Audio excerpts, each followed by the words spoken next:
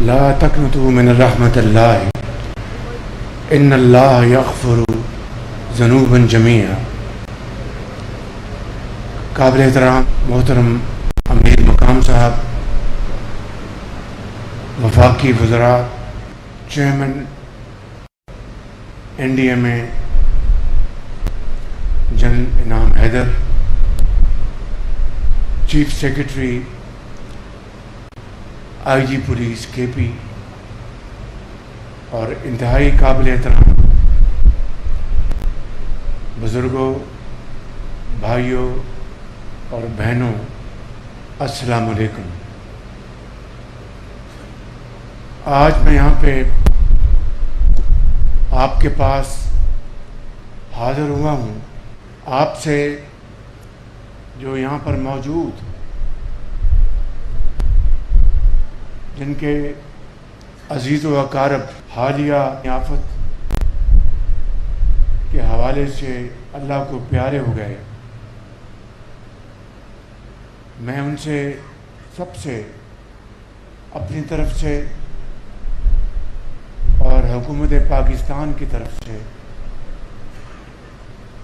اور یقیناً صوبائی حکومت کی طرف سے اظہار افسوس کرنے آیا ہوں، اور ہم سب اللہ تعالیٰ سے دست بدعا ہے کہ آپ کے پیاروں کو اللہ تعالیٰ جنت الفردوس میں جگہ عطا فرمائے، اور آپ سب کو، آپ کے گھر والوں کو صبر جمیل عطا فرمائے کہ یہ آنن فانن بادل پھٹے اور انتہائی شدت سے جو پانی پہاڑوں سے پتھروں کو لے کر،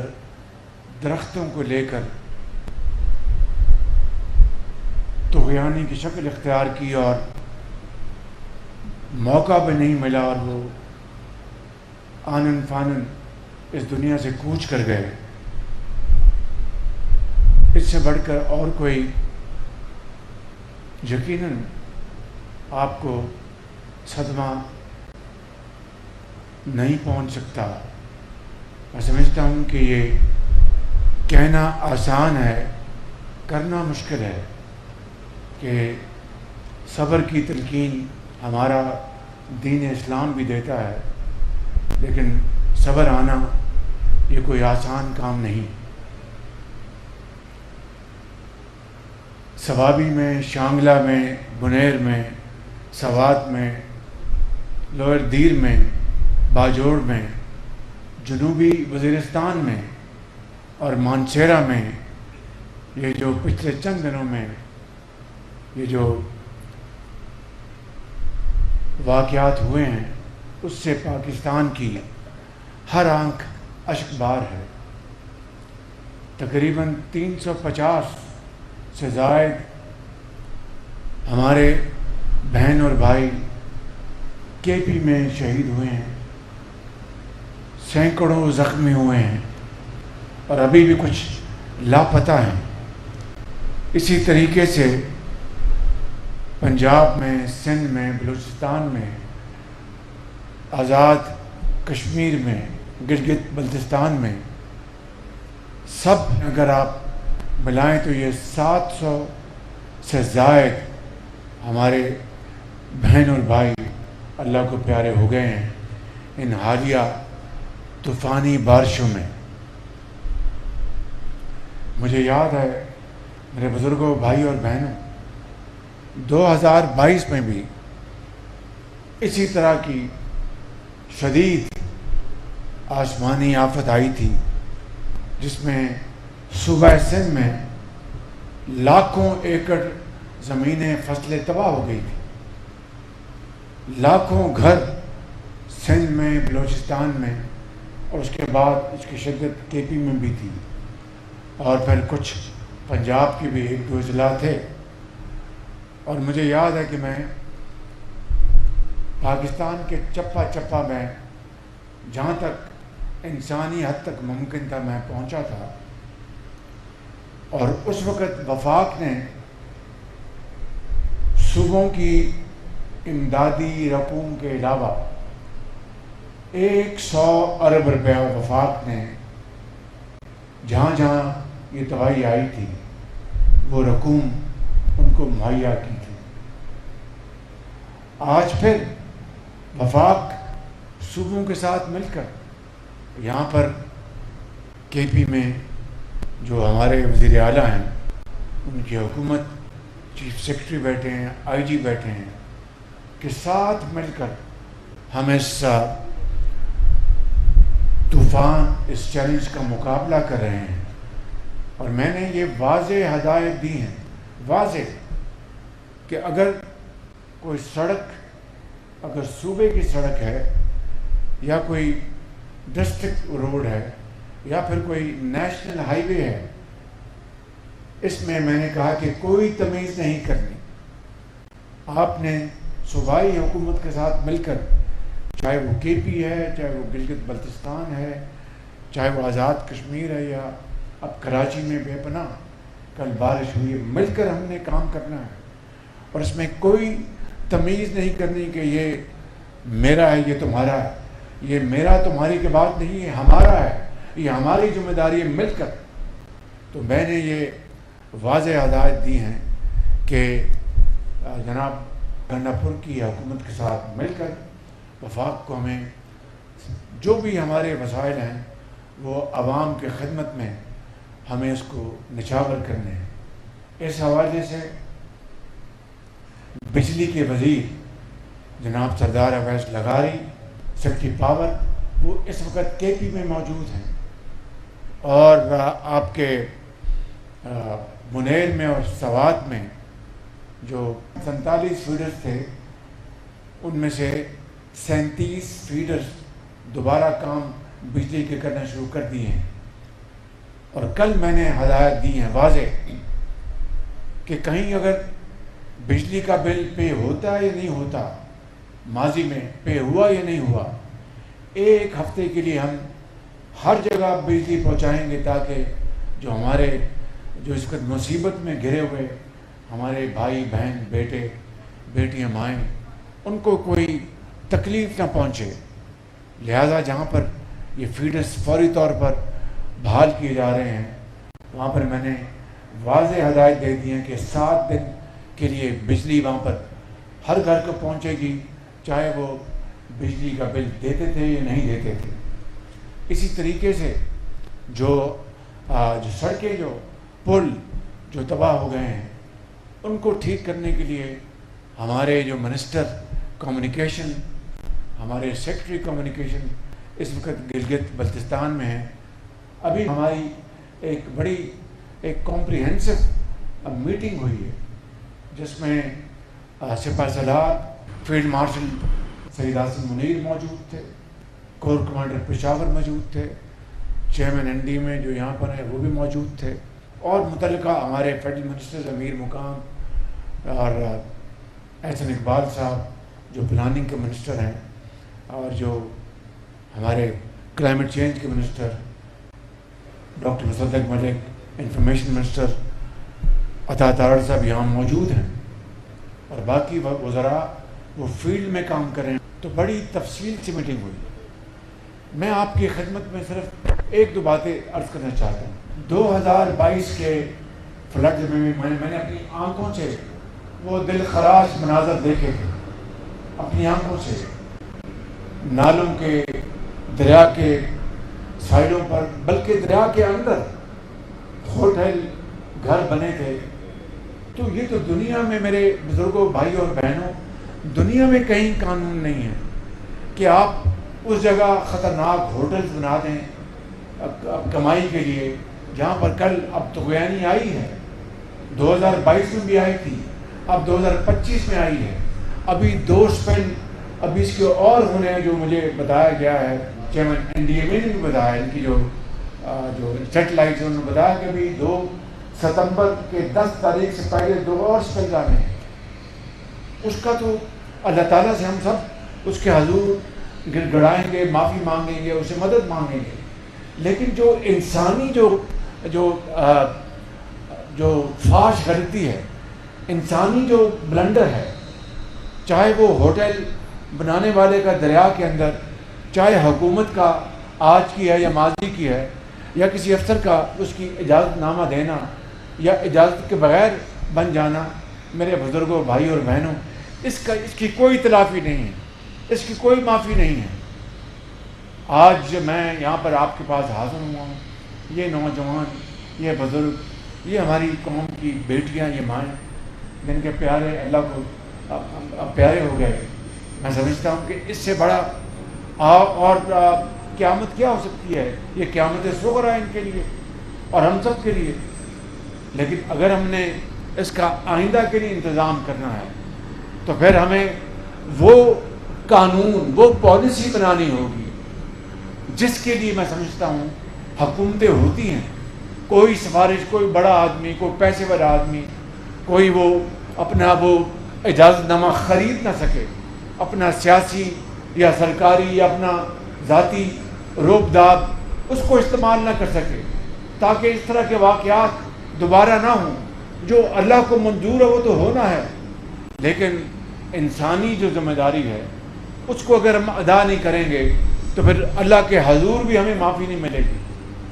تو آج جو ہم نے میٹنگ کی اس میں نے اس طرح بتایا کہ ہمارے وزراء جو اس پر بیٹھے ہیں، صوبائی حکومت دن رات کام کر رہی ہے۔ میں علیم امین گنڈا پور صاحب کو شکر گزار ہوں، چیف سیکرٹری کا، آئی جی کا، افواج پاکستان دن رات کام کر رہی ہیں، فیلڈ مارشل عاصم منیر کی سربراہی میں۔ ابھی ہم نے بڑی تفصیل سے میٹنگ کی اور کہاں سے وہ یونٹس بھجوا رہے ہیں۔ ایک طرف ہمارا خوارج کے خلاف مقابلہ ہے، دہشت گردی کے خلاف مقابلہ ہے، وہاں پر ہمیں ہمارے جوان اور افسر شہید ہو رہے ہیں،